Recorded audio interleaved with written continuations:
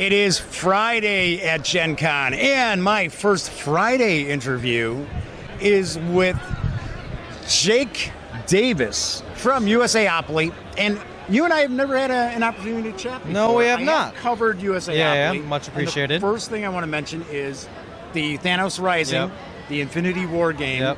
I reviewed that. Yes, thank you. And I was very, very pleasantly surprised because it's a licensed property. Yep, that's what we keep hearing, but it's surprising people in a good way. Yeah, we had really a lot of fun with it. We had loads of fun. Yeah. And for those of you out there who have been emailing me asking me why there is no Scarlet Witch, there is a promo card, and I believe the promo card's floating around here. Yes, they're here. We're also going to have them at local retailers. And if you can't make it to a local retailer or they aren't a part of our retail support program, you can just email us. Send them a check for $25. We'll send you promo box. cards. No. We like sending promo cards out. Yeah, so we released 4 promo cards here: Scarlet Witch, M'Baku, Ichiri the Dwarf, and Q-Ship, a new villain. So it just adds a little bit depth to the game. Nice. Yeah. I thought it was only the one promo. Nope, we got 3 more. 4 total. So yeah, that's fun. So I noticed you said you were surprised about the Thanos game. Yes. What we're trying to do is, I know a lot of people kind of look at licensed games and dismiss them, but we're really trying to give immersive experiences for the fans of those licenses. So if if you played Thanos Rising, it's a deeper game than what people would think, right? Our Harry Potter Hogwarts Battle, if you're familiar with that game, that plays through all 7 movies, cooperative deck building game, right?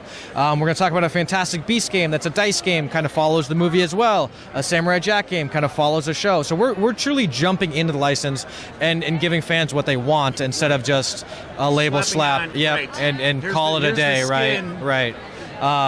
So let's talk a little bit about Samurai Jack, because that is a release that's out here. So we debuted that at the show. Samurai Jack Back to the Past is a new game from our Project Raygun division. So Project Raygun division has done The Thing, which we had out last year, our Court of the Dead, Mourner's Call Kickstarter that was successfully funded this year, so it's our 3rd title. And this is a semi-cooperative card drafting game where you are playing as one of the Jack's friends moving along a path, drafting cards to turn those in for points. So you're playing as one of the iconic friends. Everybody gets a pre-painted mini, so super nice. $35, very friendly price point, 2 to 5 players. So you are moving along the track, drafting cards, turning those in for points. It's a lot of fun for anybody who's a fan of Samurai Jack, or just a good mini or like a good card drafting game that's kind of light, but it's also got some depth to it. So we had a good reaction at the show. It'll be available in retail August 10th, so next Friday. Gotten good response there. Then we also have the Fantastic Beasts, and of course with the second movie in that series, everybody's excited about that. That is it's a dice game. Isn't it sort of almost like Dice Assignment, Push Your Luck game? Not necessarily push your luck. I mean, with dice, I guess you're always going to push your luck.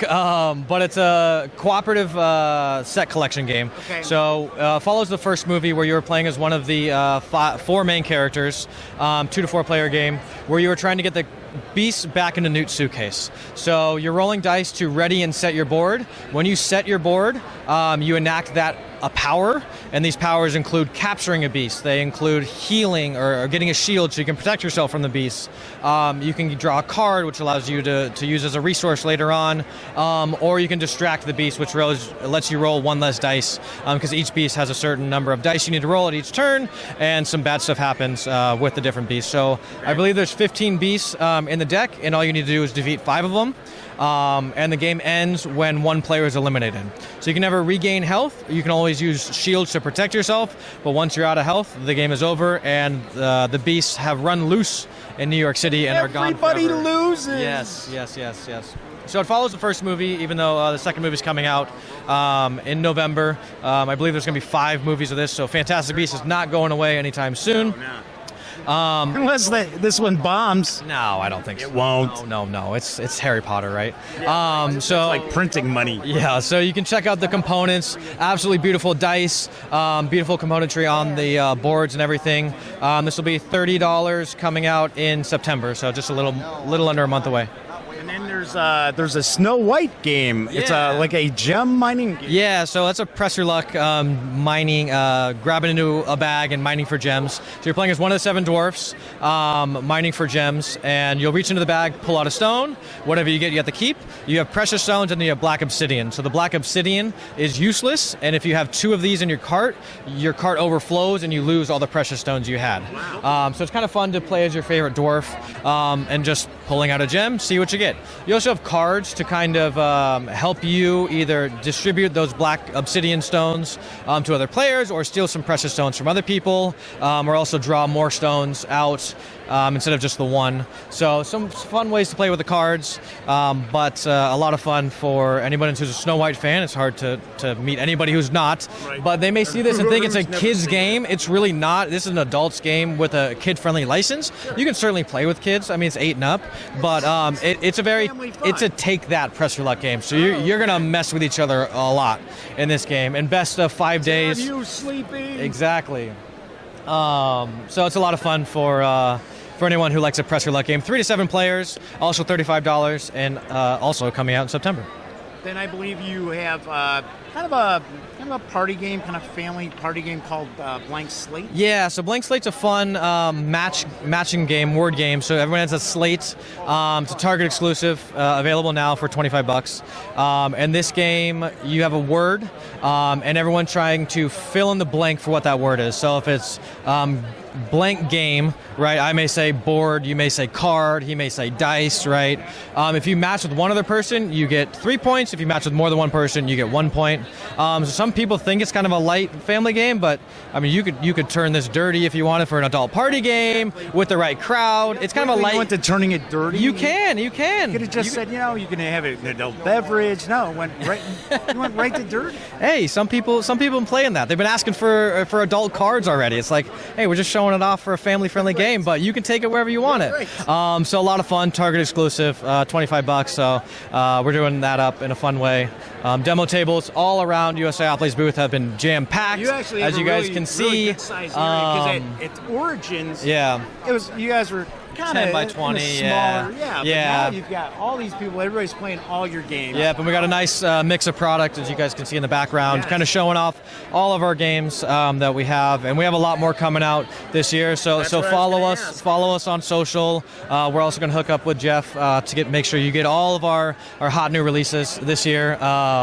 So it'll be a good year for us this year. What maybe is on the horizon that you can share? I know there's probably a lot of stuff you can't talk about. Is there anything you can share that's on the horizon? Sure. I mean, for this year, we have Harry Potter Codenames, so another Codenames edition in our line.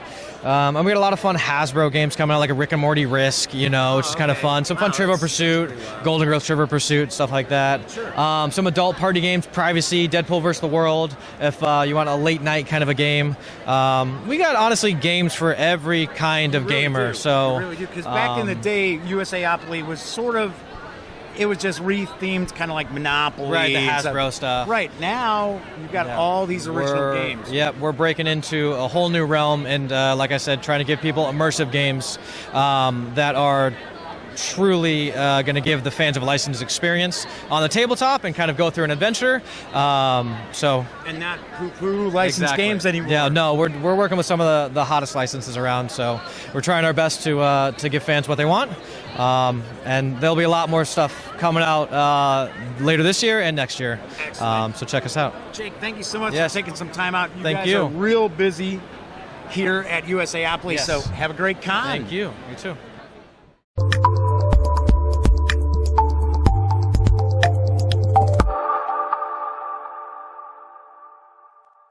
Thanks again for watching The Daily Dope, presented by The Gaming Gang. If you like this episode, be sure to give it a quick thumbs up. And if you dig the channel, please subscribe. If you'd like to check out our previous episode, click right here. And if you want to check out a somewhat randomly selected episode, give a click right down here. It'll be like opening a box of Cracker Jacks. You just don't know what you'll get. Once again, thanks for watching, and I'm Jeff McAleer.